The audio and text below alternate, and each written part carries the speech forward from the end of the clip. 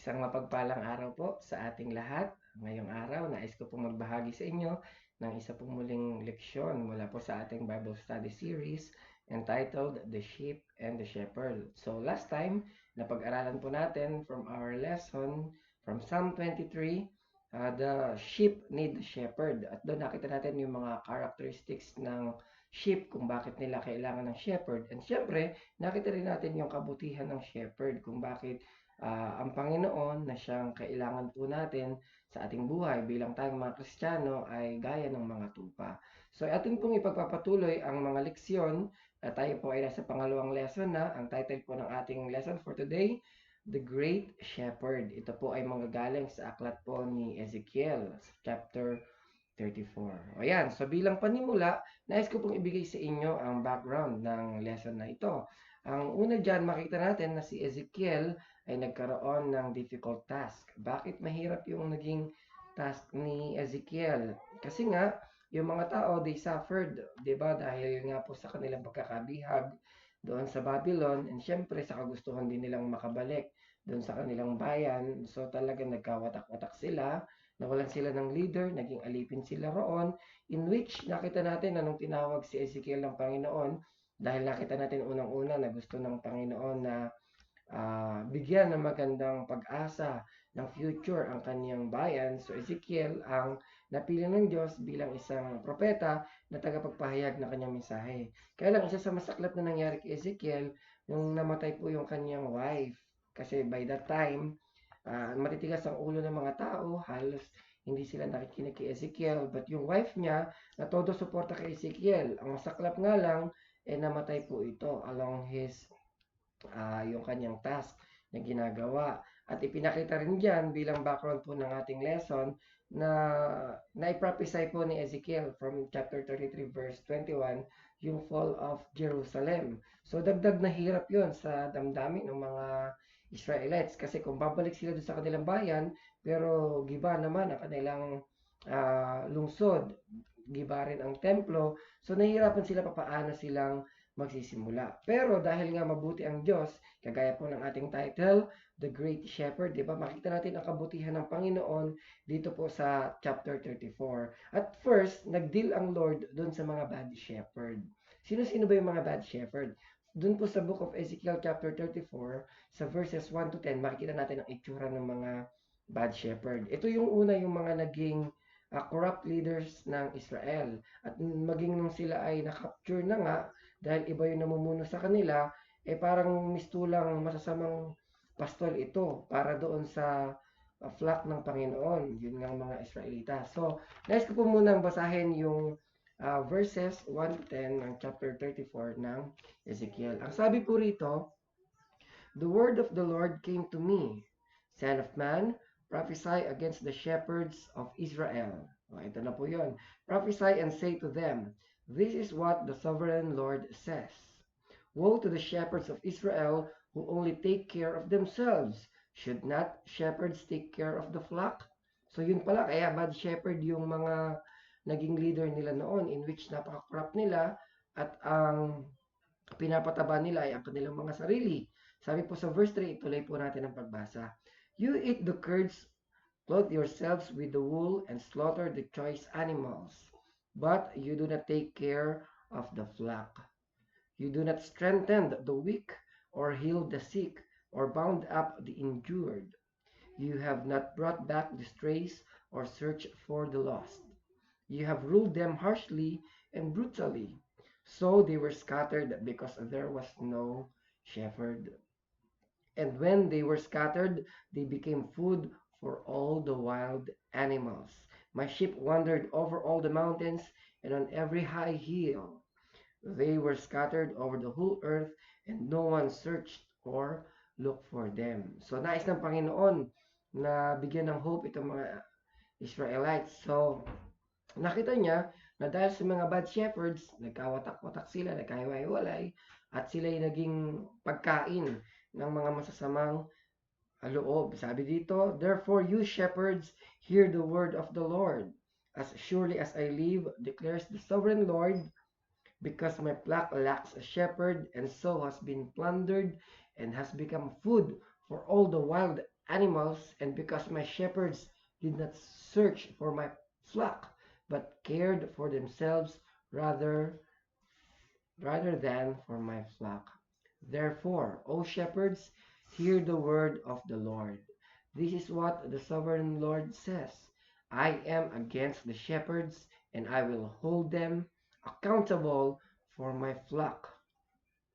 I will remove them from tending the flock so that the shepherds can no longer feed themselves. I will rescue my flock from their mouths, and it will no longer be food for them. So naging masakla pala yung sitwasyon nga ng mga Israelites dahil nagkaroon sila ng bad shepherds. Ito yung mga naging corrupt leaders nila in which naging nagkahiwa-hiwalay, nawala ang unity ng mga tao, and even their faith with God. Unti-unti nawala at nais ibalik ng Panginoon yung kanilang paniniwala sa Kanya. Sa mamagitan po ng propesiyang ito ni Ezekiel na merong isang bagong pastol na ibibigay ang Diyos para sa Kanya. So now, ano ba ang ginagawa ng isang great shepherd? So what does a great shepherd do? Ito pong lesson na ito, yun yung tanong na masasagot natin. So ano ba ang ginagawa ng mabuting pastol? At dahil nga po ito ay isang pangungusap ng Panginoon bilang pag-asa sa mga tao, this lesson will help us appreciate God's plan for a Messiah. O ayan, dito ipinakita ng Diyos na merong darating na isang mabuting pastol. Yung Messiah po. One who comes to save us, protect us, and feed us. So here, pag-aaralan po natin ngayon ay tatlong S. Ayan, great things that we can experience in the presence of the great shepherd. Tatlong S po yun. Una, salvation, security, and showers of blessings. Itong tatlong S na ito po yung mga great things na may enjoy natin with the presence of the great shepherd. So again, ang tanong kanina, what does a great shepherd do? So puntahan na po natin yung unang point, yung salvation. So from the word salvation, ito pong ating great shepherd ang magliligtas sa atin. Kasi nga, ang ginagawa niya, ang good shepherd is to the rescue from the bad shepherds. Kaya nga, from verse 1 to 10, gustong i-deal ng Lord yung mga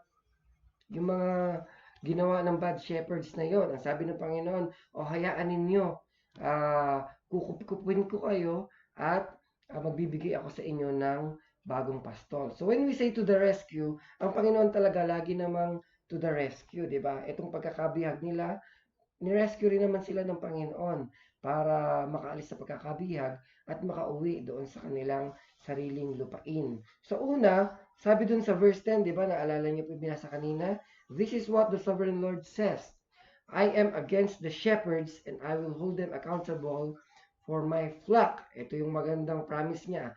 I will remove them from tending the flock so that the shepherds can no longer feed themselves.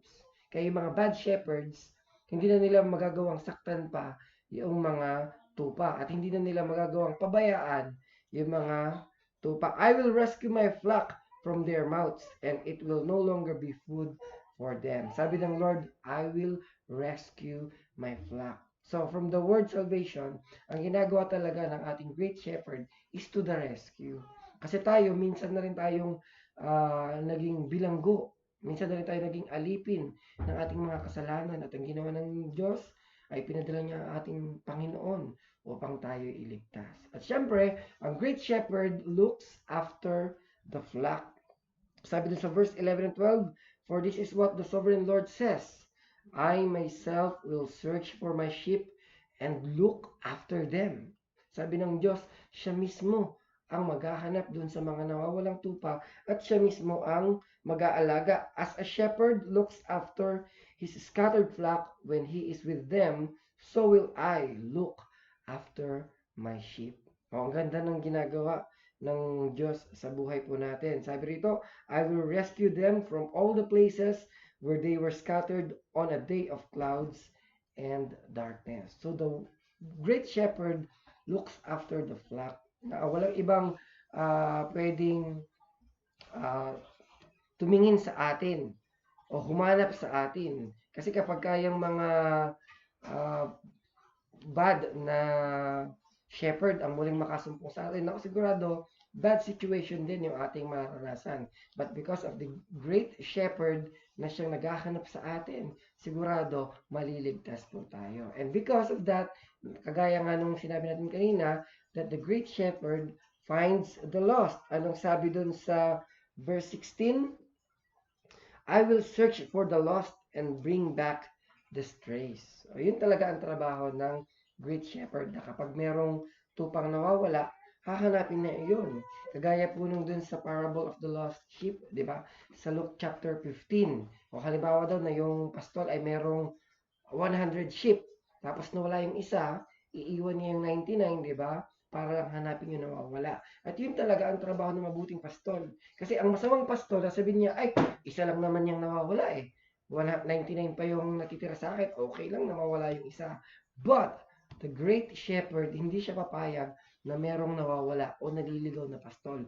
Maski nag-iisa, hahanapin at hahanapin niya. At isang bagay na maganda, that the great shepherd strengthens the weak. Di ba yun yung salvation? Kapag naligaw ka, hahanapin ka niya. Kapag nasumpungan ka niya at nakita niyang ikaw ay mahina, palalakasin ka niya. Ang sabi po dito sa kadugtong po ng verse 16, oh, I will bind up the injured and strengthen the weak. Kaya nga nagalit siya sa mga bad shepherd. Sabi ng Lord, dun sa mga bad shepherd, hindi nyo man lamang inaaruga, yung mga may sakit, hindi nyo inaalagaan, hindi nyo ginagamot. Pero ang sabi ng Panginoon, I will bind up the injured and strengthen the weak. But the slick and the strong, I will destroy. Ito na pag-usapan natin last time. Na kapag medyo naman meron mga matitigas sa ulo, pinapalo yun ng Panginoon. I will shepherd the flock with justice. At yun po yung kasunod nating pag-uusapan doon sa pangalawang S. But again, the first S na makikita po natin dito, ma-enjoy natin with the great shepherd, una is salvation. Pangalawa is the security. Sabi nga po dun sa binasa natin kanina, I will shepherd the flock with justice. So when we say shepherd with justice, so God is judging between one sheep and another. O ituloy po natin yung pagbasa, sabi sa verse 17, As for you, my flock, this is what the sovereign Lord says, I will judge between one sheep and another. O, di ba? Ito pa yung maganda. And between rams and goats. O, di ba? Kapag, anong kaibahan ng sheep dun sa mga kambing? O, di ba? Meron pagkakaiba kasi nga tayong mga anak niya, itinurang niyang bilang mga tupa, hindi bilang kambing. So, he's judging between them. Sabi rito, and it is not enough for you to feed on the good pasture. O meron palang gustong gawin ang Panginoon sa atin. He wants to fight for the sheep. Yun yung security na may enjoy natin with the great shepherd because the great shepherd fights for the sheep. Ituloy ko yung pagbasa. Sabi rito, oh, is it not enough for you to feed on the good pasture? Must you also trample the rest of your pasture with your feet? O, diba? Kasi yan, minsan yung mga bad shepherd, hindi man lamang binibigyan ng maayos na iinumin o kakainin yung kanilang tupa. Gayun din yung mga kaagaw ng tupa. Yun ngang mga rams and goats na minsan yung tubig matapos nilang inumin, inaapak-apakan pa nila. Is it not enough for you to drink clear water? Must you also muddy the rest with your feet? O, di ba? Kasi gusto ipakita dito ng Diyos, because He is a great shepherd, He fight for the sheep. Gusto niyang kumprontahin yung mga kumakalaban sa kanyang mga tupa. Must my flock feed on what you have trampled and drink what you have muddied with your feet? Di ba nagagalit ang Diyos kapag ka mayroong kumakanti dun sa kanyang mga anak? Because yung security na gustong ibigay ng great shepherd sa kanyang mga sheep, talagang ipaglalaban niya yung kanyang mga tupa. So ang ganda, may enjoy po natin with the great shepherd kapag tayo bilang mga tupa ng Panginoon, kapag tayo nasa piling niya, talagang mararamdaman po natin yung security. And of course, speaking of security, wala nang ibang mas maganda pa kapag sinabi mong secure ka, kapag ikaw ay mapayapa. Because the Lord, the great shepherd, brings peace, yung kapayapaan. Ang hirap nung sasabihin mong secure ka sa bahay mo, nakalak ang buong bahay mo, nakalak ang mga pinto, ang mga bintana, ang gate, pero wala kang peace of mind, hindi ka naman makatulog. Ang hirap nun.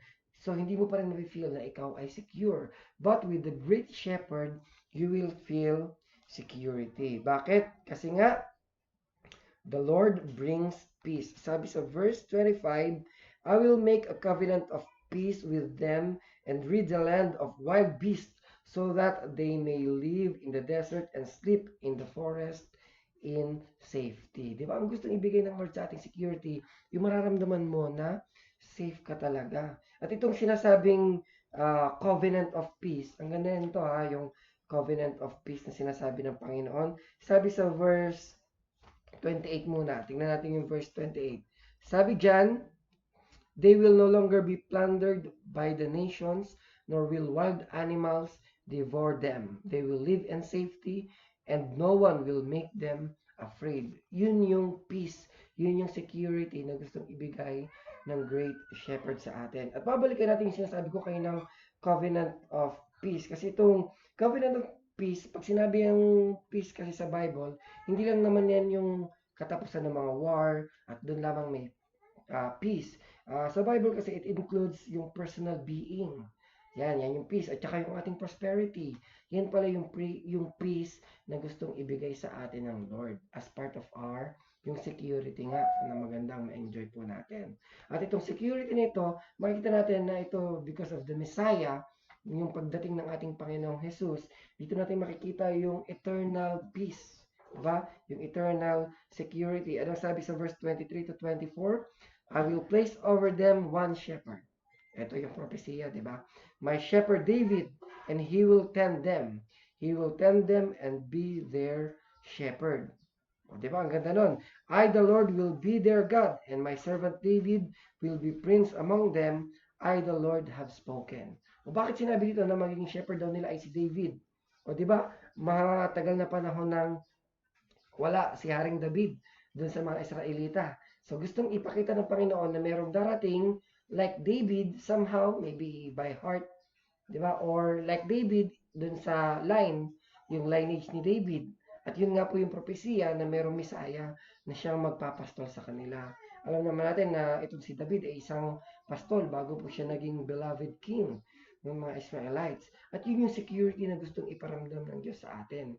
Kasi when the time na itong si David ay hari ng mga Israelites, di ba? Andun yung mga victories. Andun yung ligaya na nararamdam nila, yung peace kasi alam nila na mayroong magtatanggol sa kanila. At sa panahon natin ngayon, ito po yung nais iparamdam ng Diyos sa atin na meron tayong security sa pamamagitan po ng ating Panginoong Jesus. Di ba? Kaya nga itong covenant of peace na ito, itong security na ito, mararanasan po natin to eternally. So, salamat sa Panginoon dahil siya po ang ating great shepherd.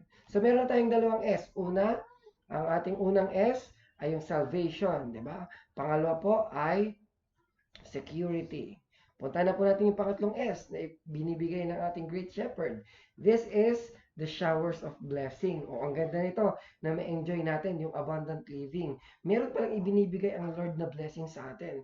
At hindi lang basta blessing, showers of blessing. Because the great shepherd gives provision. So when we say provision, ibinibigay ng Lord lahat ng pangangailangan natin. Like dun sa Psalm 23. And from this chapter, sa Ezekiel, itong chapter 34, sabi rin sa verse 26 to 27, I will bless them and the places surrounding my hill. I will send down showers in season. There will be showers of blessings. Ang ganda nito. Sa 27, the trees of the field will yield their fruit, and the ground will yield its crops. Ang ganda nun ha. The people will be secure in their land. They will know that I am the Lord when I break the bars of the yoke and rescue them from the hands of those who enslave them. Ang gandang provision na gustong ibigay ng Panginoon sa atin. Showers of blessings. Yung mga puno, di ba, magbubunga. Yung mga tanim, di ba, it will yield crops. Yun yung provision ng Lord sa atin, na sa ating mga pangangailangan sa pang-araw-araw, sa ating mga kakainin, sa ating iinumin, siya na yung bahalang magbigay kasi siya yung ating mabuting pastol, di ba? At dahil dyan, mararanasan natin yung showers of blessings. Ang dami nun, sa verse 29, I will provide for them a land renowned for its crops and they will no longer be victims of famine in the land or bear the scorn of the nations. O, di ba? Siya yung magbibigay sa atin ng ating mga kakainin. Sabi rin, hindi na tayo magugutom. Kaya bakit pa tayo matatakot? Kahit dumating man ang iba't ibang pagsubok sa buhay natin, iba't ibang mga sakit ang dumarapo ngayon, pero isa yung magandang pangako ng Panginoon, because He is the great shepherd, He will give us provisions. And of course, as part of blessing ng Panginoon, because the great shepherd tends in a good pasture. Kumbaga, ang ibinibigay niyang provision, hindi lang basta-basta. Sabi rito sa verse 14 and 15, ito, hindi pa natin nabasa kanina. Sabi, I will tend them in a good pasture, and the mountain heights of Israel will be their grazing land. There they will lie down in a grazing land, and there they will feed in a rich pasture. Grabe, on the mountains of Israel. Sabi sa verse 15, I myself will tend my sheep and have them lie down, declares the sovereign Lord. Di ba kaya nga sabi sa Psalm 23, He makes me lie down in green pastures. Actually, yung tinutukoy ng Lord dito sa Ezekiel, na kapag yung Panginoon ng ating naging pastol, ang naging pastol ng ating buhay, tayo po ay magiging sagana ang ating pamumuhay. Sabi ron, good pasture ang ibibigay niya sa atin. At isa sa mga promise niya, as part of blessings ng Panginoon, is to be always with the flock. Actually, yung malaman mo na yung Panginoon, ang ating Diyos, ay kasama mo sa buhay, talagang matinding blessing na po yun. Ang sabi rito, sa verse 30 and 31, then they will know that I, the Lord, their God. Actually, itong phrase na to, ilang beses binanggit. I, the Lord, their God, am with them, and that they, the house of Israel, are my people, declares the sovereign Lord. So 31, you, my sheep, the sheep of my pasture, are people, and I am your God, declares the sovereign Lord. Ang ganda po nung sinabi ng Diyos na I am their God. Ito pong prophetic word dito, it concludes by coming back dun sa language of sheep and shepherd. Kasi nga, di ba, ang ating series is sheep and shepherd. Nung sinabi ng Lord na I am their God, yan ay pagpapakita na siya yung ating pastol. At dahil yung pastol cared for the flock, of course, ang pinag-usapan natin ditong pastol ay yung mga good shepherd, because God is the great shepherd. Of course, God cares for His flock of people. Yun po yung malinaw na makikita natin nung sinabi ng Lord dito na I am your God. Diba? Sabi rito, this is a statement of one of the most beautiful pictures of our relationship with God found in the Bible. Isang pinakamagandang picture yung makita natin na tayo ay mga tupa, tapos yung Diyos ang ating pastol. Aba, ang gandang picture nun ha, yung bang makita natin sa kabuuan ng Bible, di ba, sinasabi, tayo ay mga anak niya, di ba? Pero yung sinabi na tayo ay tupa, tapos siya yung pastor, aba, ang ganda nun, makikita natin na yung care ng Lord, ng ating shepherd, ay talagang may enjoy po natin. Because ang promise ng Lord, He will be always with the flock. At part po yon ng blessing ng Lord.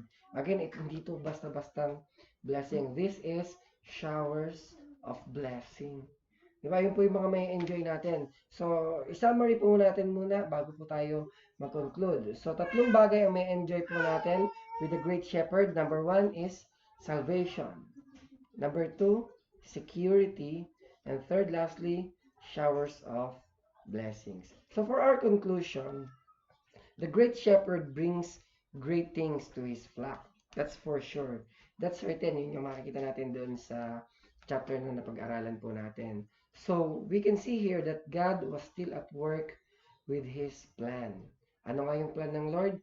Meron siyang plan of deliverance. Na yung mga tao niya, ayaw niyang naghihirap ang kanyang mga anak. So, nais niyang iahon sa pagkakabilanggo ang kanyang mga anak at bigyan sila ng isang mabuting pastol. At yun nga, yung pagdating ng ating Mesaya, ang siyang tumubos sa ating lahat. Di ba? So today, we enjoy the protection of the one great shepherd. Yun po yung ating Panginoong Jesus. Sabi nga sa Hebrews 13:20, basahin ko po para sa inyo. Sabi rito, may the God of peace, who through the blood of the eternal covenant brought back from the dead our Lord Jesus, the great shepherd of the sheep. Kasi ang ating Panginoon ang great shepherd of the sheep. At ngayon, na-enjoy natin yun mga kapatid. Ang dami-raming mga bagay ang na-enjoy po natin. Una, yung kaligtasan na ipinagkaloob niya sa atin. Dahil po sa Panginoong Heso Kristo, dahil dun sa kanyang dugo na nabuhos, yung katawan niya na nabayubay doon sa cross ng Kalbaryo, kaya pong lahat ay naligtas. At dahil sa Panginoon, we have security, we have peace. At yung security na yon, hanggang eternal po yun. At habang tayo nabubuhay dito sa lupa, ma-enjoy natin lahat ng yon, lalo tigit yung kanyang showers of blessings. Kaya ang maraming mga bagay na pwede po nating ma-enjoy with the great shepherd. Kaya nga mga kapatid, tayong lahat, wala po tayong ibang pwedeng sandigan, kundi ang ating mabuting pastol, ang ating Panginoong Jesus.